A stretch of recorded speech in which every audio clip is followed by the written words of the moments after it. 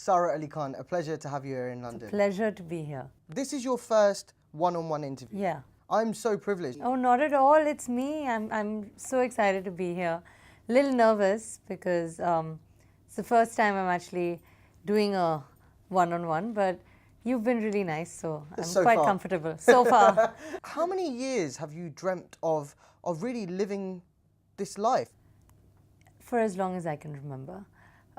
So I would say 23 years because that's how old I am. But I think by the age of like 4 or 5, I knew that this is what I wanted to do. I actually studied at a school called Besson Montessori School. And my parents were very keen that I get admission in that school. So they called the headmaster and they said, you know, we have this really studious daughter and it'll be, you know, really good for her and please do consider her. And I actually was on the phone with the headmaster because she wanted to kind of hear me out and this, that and the other. And I took the phone and I went, Damadam mast kalandar, Ali da pehla number. And I think that's how I got admission into the school. So you were an arts kid through and through to begin I've with? always wanted to do this, but I was also very studious. So I've actually studied at Columbia University and I have a degree in history and political science. You said that you have dreamt of living this life for 23 years, as long as you can remember. Yes. But is there a moment when you saw a film or you saw a scene or you saw a song that you thought, that needs to be me? You know, I mean, growing up, every time there would be these films that would come out, I would be like, I want to do that. I want to do that. Kareena, I think, in K3G, Kabhi Khushi Kabhi Gham, was like just amazing. I was like, oh my God, this is what I want to do. In fact, you recently said that Kareena, who is now your father's wife as well, you said that it's still strange for you. It is because, I mean, I've been such a big fan of hers. In that particular character. In that particular character, that it's weird sometimes that I know her personally. Going back to your childhood, everybody surrounding you was either in the movie business or connected to it somehow. Your grandmother, your mother, your father, your father's wife, everybody was connected, your aunt. How was that? Was that unusual? You know, if I'm being honest with you, I think that even though everybody has kind of been in the films, that never really came home. My mother stopped doing serious work before I was born, you know.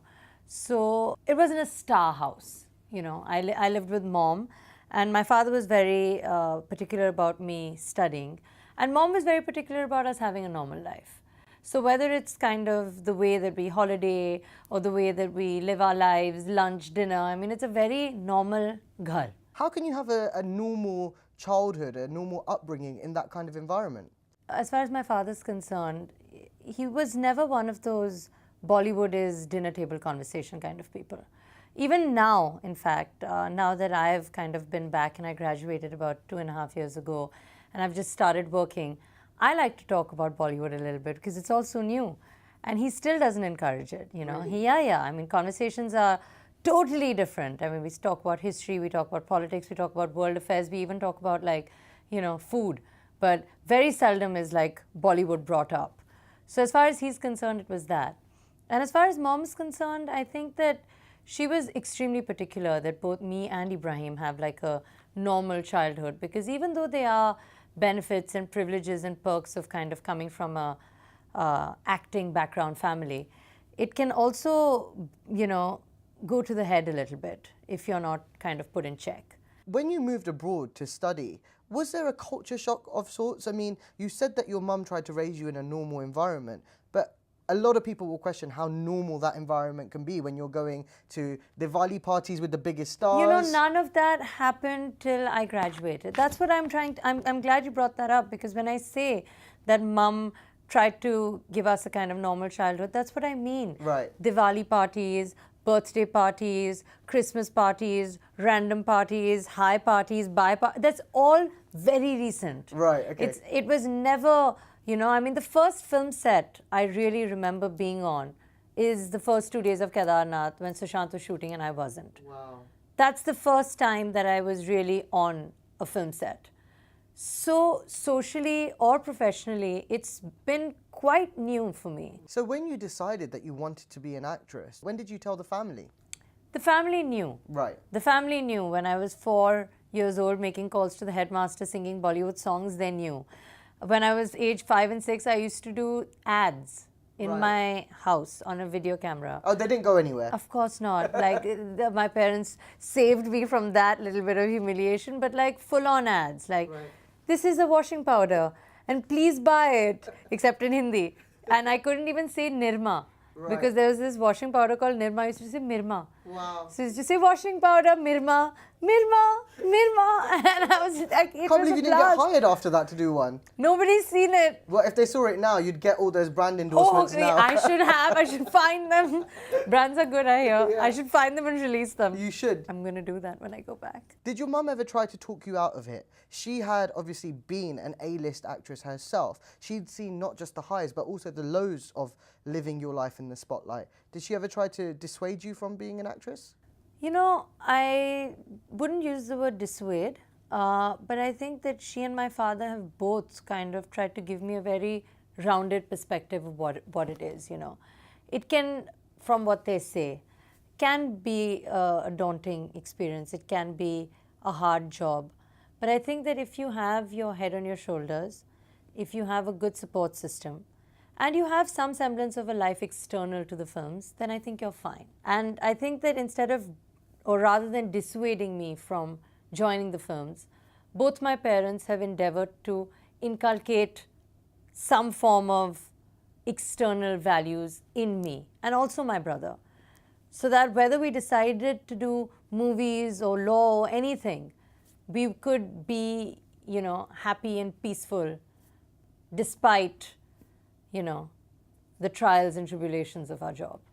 So your father said get an education. You Yes. got that out of the way. Yes. You then came back to Mumbai and you went, well, you underwent a transformation of sorts, didn't you? Talk to me about your weight loss journey because, you know, people find it fascinating. I find it fascinating. I mean, sometimes I look at pictures and I'm like, oh my God, wow, I lost weight. You've also said on record that you felt like you couldn't be an actress at that point. Of course not. But I'll be honest with you, I didn't lose weight after coming back. I actually lost weight in my senior year of college. Right. So I went to Columbia for 4 years, but then at the end of the second year, I decided that I really, really, really want to act. Like I said, I've always known, but I was decently smart. So I got waylaid into believing maybe I'll do law, maybe I'll do politics. But then I decided at the end of the second year that, you know, this is what I want to do. And that realization coincided with the weighing scale saying that I'm 96 kilos. Right. So it was a bit difficult. And then it was actually the senior year of college in America itself that I lost the weight. What did you kind of say to yourself, or what kind of regime did you go under to make that happen? You know, I lived on 110th and Broadway, and there used to be this pizza place called Tom's on 110th and Broadway. And for 2 years, I've eaten so much of that pizza, the first 2 years of my college. I didn't even realize that there was this vitamin shop right next to it. No where way. you get these protein bars and these bowls and these, you know, salads. And I think that was it. It was the movement from Tom's Pizza to the vitamin shop salads. And somewhere in the middle of that, I lost the weight. And were you gymming at the same time? Every day. Every day. Running to Bollywood music on the treadmill, like as fast as I could. So, yeah, it was gymming and eating right. You have said in an interview that you were body shamed in India prior to that. No. I wasn't body shamed. I was being funny. Okay. And that's not funny because body shaming is It's a serious not. That's why thing. I asked you. There were comments, of course. But those weren't really the problem. And it's never been like that with me, you know. It's never really about what you say. It's about how I feel. So I think people's behavior is what was different, you know. Like, you know, I laugh about it. But I mean, a guy asking you out on a date was not an option, you know, because it just wouldn't happen. People would be like, you know, oh, you know what I'm saying? So nobody really came up to me and said, you're fat. Okay, everybody did. But that wasn't what got me. Of course, yeah. Everybody. In school, in college. My father once said that if you put on another kilo, we won't be able to say fat because it'll be rude. And did you feel a kind of added sense of empowerment, of confidence when you shed that extra weight? If I'm being very honest with you, I've never really derived confidence from the way that I look. But I think that people, more than me, um, find it important to in order to be taken seriously, sometimes you need people to actually listen to you. And I find that people listen to me more now. But isn't Bollywood more accepting now of people of different shapes, different sizes? I mean, when a Bhumi Pednekar can make her debut in a film like Dum Laga Ke Haisha, playing an overweight character, or if a Vidya Balan can be curvier than your normal Bollywood actress, isn't that a sign of progression and more openness to accepting people of different shapes and sizes? Of course it is. And I think that in a lot of ways, we as an industry are progressing and accepting. But having said that, I mean, it's not just about being accepted. Like, it's also a personal thing, you know. Yeah. I'm not saying that I aspire for like a size 0 body, because it's not even going to happen, you know, and I'm okay with that.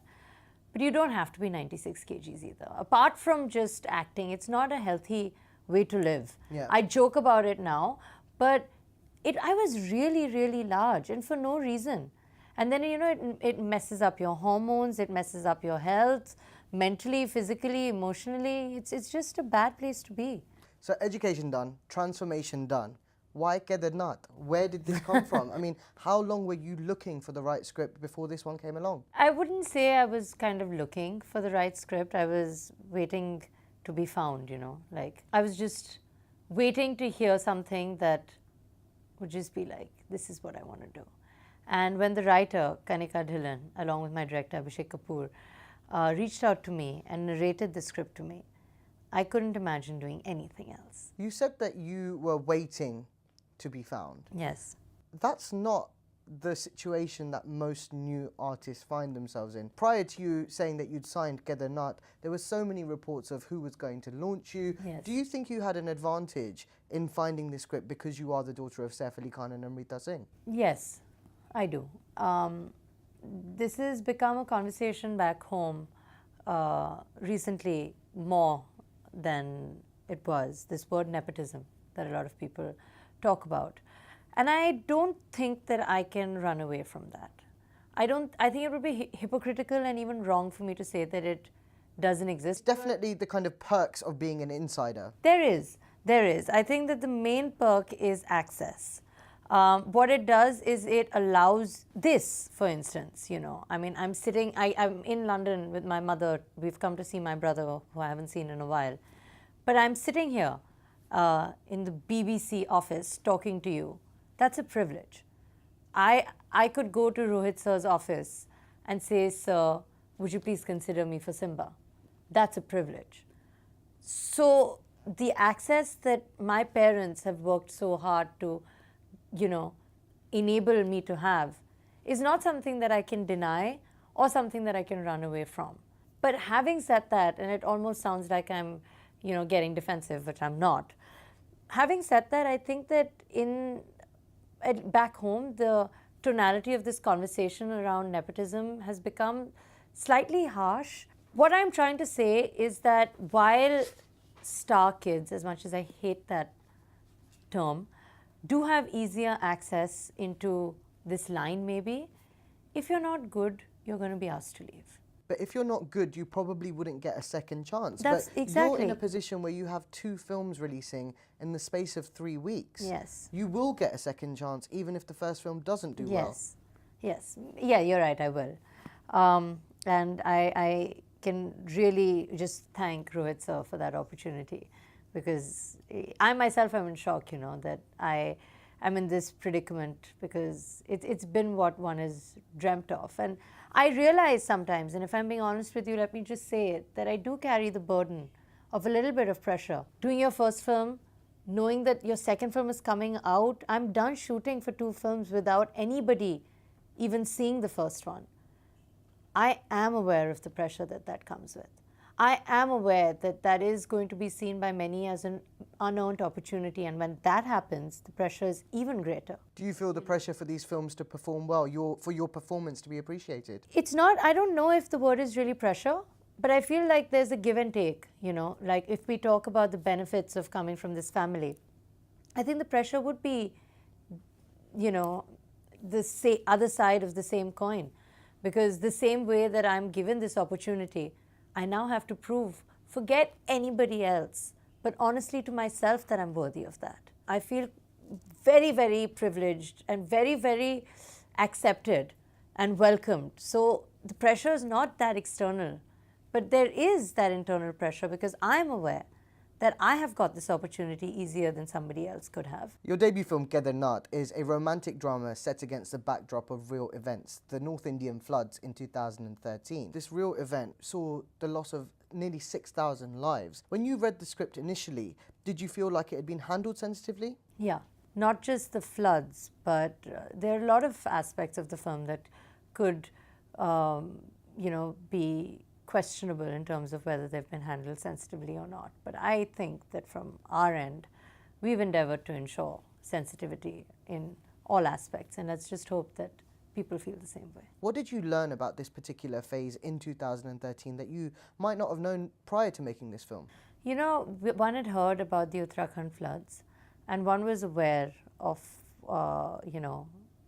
the tragedy that took place, but the way that it happened and the extent to which it happened, I mean, I had no idea. Houses were just, they were there and then they just weren't there, So, I mean, the level and the magnitude of just catastrophe that this flood brought about is something that one learned.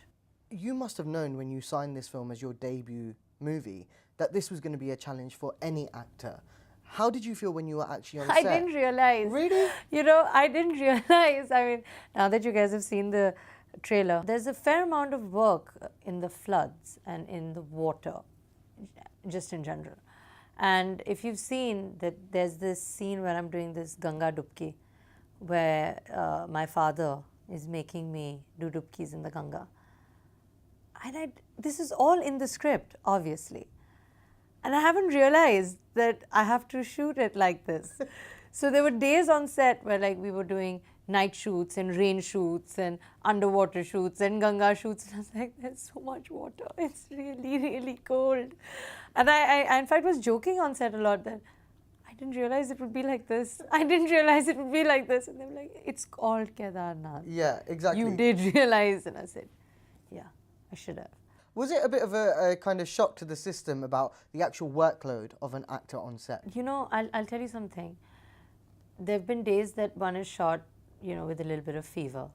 There have been days where one is shot because, in the song, for instance, I had pinned my dupatta and there were scratch marks on my back because of it. I was dancing in heels, so my feet were hurting. Sometimes, it was, like I said, it was quite cold when we were shooting in Uttarakhand. But not just between action and cut, but actually between walking onto set and walking off set. One doesn't feel this stuff. People have said this to me before and I didn't really realize it, but it is true. Whatever it was, any form of difficulty, even a sore throat or fever, the minute they would say pack up, I would go into the car feeling like a total victim, like I'm really not well. And my spot girl would say, you were fine all day. And I don't know what it is. Whether it's adrenaline kind of keeping I don't you know going? if it's adrenaline, if it's fear, if it's excitement, if it's enthusiasm, if it's team spirit, if it's, just self. I don't know what it is, but it's there. And there have been days that have been tiring. There have been days where we've shot double shift. They weren't double shifts between your two different films, were they? There was for 2 days of work. What was that like? I was shooting in Hyderabad for Simba, and I was shooting in Bombay. And my makeup artist actually did makeup for me in the car. Really? Yeah, because we took a flight. We shot till about 4 in the morning in Hyderabad. Took the flight at like 6 in the morning. Kedarnath was quite particular that they wanted me ready on set at like 8:30 in the morning. And I'd only landed at like 7:30. Wow. So I came onto set at 8:30 and the first lady was like, you said you'd be here ready. I said, I just have to change my costume. I've done hair and makeup in the car. And she's like, what? I said, yeah. Are people surprised by your kind of passion and enthusiasm on set? Because there is this notion that, the new kids, I know you don't like the term star kids, but there is this notion that they feel very entitled, that they feel like, things should just be done for them. I find it, I don't know about whether star kids are entitled. I don't know if that's the way, or I don't know any of that. But what I do know is that this is my job. This is my face. Whether, today, for instance, I'm in London and the people that have brought me here were very loving and very, welcoming. And they were like, "Oh, it's so nice of you to do this. You're on holiday." And I was like, "What do you mean? This is my first film. Thank you for letting me do this." You know, how can they? Why would there be entitlement? Why would I not want to be ready on time? Why would I not want to know, make sure that my hair and makeup is perfect? Why would I not want to do that? I don't even think that makes me professional. I think it makes me normal. It's not going beyond in any way. It's me, I think, doing the bare minimum. Your co-star on your second film, Ranveer Singh, just got married a couple of days ago. I think like yesterday. Yesterday and the day before. 2 ceremonies, 2 days. Yeah. It gave you a couple of days break to chill, breathe, come to London and relax a little bit. He is a bigger superstar than Sushant, and that's fact speaking. How was it going from one set to the other? 2 different personalities that you were working in. What were they both like as individuals? I think that the entire setup, not just Sushant and Ranveer, but the entire setup was very different. I think that, and when I talk about that to, say, my mother, she says that every movie set is different and every experience is different. With Sushant and Abhishek sir, it was also my first film. And so it was quite different, Sushant was almost like a mentor to me. There have been days that I was a little unsure about how to do something and how I should do it or not. And he was very, very helpful. Ranveer, by the time I had gone onto set, Hindi and all that kind of... That was done. Yeah. Done. But the level of energy that Ranveer has, it's contagious. It's contagious. And I think that he has so much dedication. Even on a film like Simba that's, perceived as just this action comedy fun film, it's a blast to be on set, but seeing the level of detailed work that Rohit Shetty and Ranveer Singh do till date, and they are arguably the biggest names in the fraternity today, it's amazing. It's really, really outstanding. The paparazzi follow you on a daily basis. The big difference between when your mother was an actress and today is the amount of media, the access that the media have, social media, really all these things that you're having to deal with that maybe she didn't have to. It's true. How are you finding that? What are you going to do about it? What are you going to do?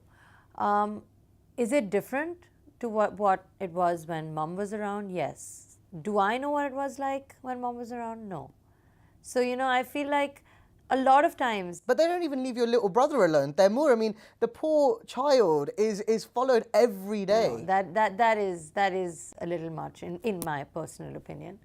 But then again, I don't think that it's anything that you can control now, It's just the way things have become now. And I don't really think that there's anything one can even do. Your father's wife, Kareena Kapoor Khan, is the queen of the paparazzi.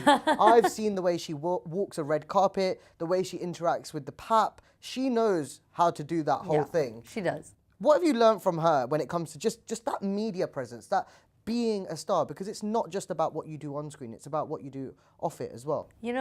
I think that Kareena has an immense amount of balance in the way that she does what she does. I think that she's a mother, and I think she's a good mother, and I think she's a good wife. And despite that, she is one of the most professional women that I know. She is shot pregnant. She's shot right after giving birth. So I think more than stardom, because honestly, stardom is not what one aspires for. What one aspires for is to have a fulfilled life. And films for me and her is, I think, a very large aspect of that fulfilled life. So even though she does handle the paparazzi with immense amounts of panache, that's not what I'm trying to imbibe from her. What I'm trying to imbibe from her and will endeavor to, and inshallah one day will, is the balance that she strikes. That is my stealing point from Kareena. I was with your father, Saif Ali Khan, a couple of months ago. He was in London promoting Sacred Games at the time. What a lovely show. But we spoke a bit about you as well. We were speaking about your debut coming up. We were speaking about you kind of gearing up for this big launch. And he was saying that you two have always shared more of a relationship of friends, Yes. more than father and daughter. Yes. But he does say that, you know, he is feeling a bit reflective, that he does find it strange that you're paired opposite Ranveer Singh. That you know, it is making him think about where he sits in all of this. Yeah. Describe to me how that relationship's evolved. You know, the thing is that because me and my father don't have like a tremendous age gap, and the fact that my father's never really adhered to just his age, you know, he's always been a little fun. I think that combination has, you know, ensured that we have a decently unconventional relationship, but with lots of respect and all intact. So Yeah. I don't really use the word friends because, I mean, there's a lot of respect there. Now that I'm kind of entering his world, if anything, conversations have become a little bit more about films. Like I said to you, he doesn't really like talking about that. He's almost like, now even you. I dealt with the fact that my wife, my mother, my sister, everybody wants to talk about Bollywood. You wanted to talk to me about World War II. What's going on? I say, we can multitask. Yeah. Let's do both. Absolutely. So I think that's more of the change. I don't think that there's much more of a change other than that. With both my parents, I mean, I think I'm still their little baby. It's just that now the little baby is doing hair and makeup and going on a set. How many times have you been told that you look a spitting image of your mother? Because I'm sitting here and all I see is Amrita Singh. How many times have you been told of that resemblance, that similarity? Constantly. Yeah? Constantly. Well, I hope your career is as successful and amazing as I hers. really, really, really, really hope so. Sara, it's been a pleasure. Thank you so much. Thank you so much. Thank you.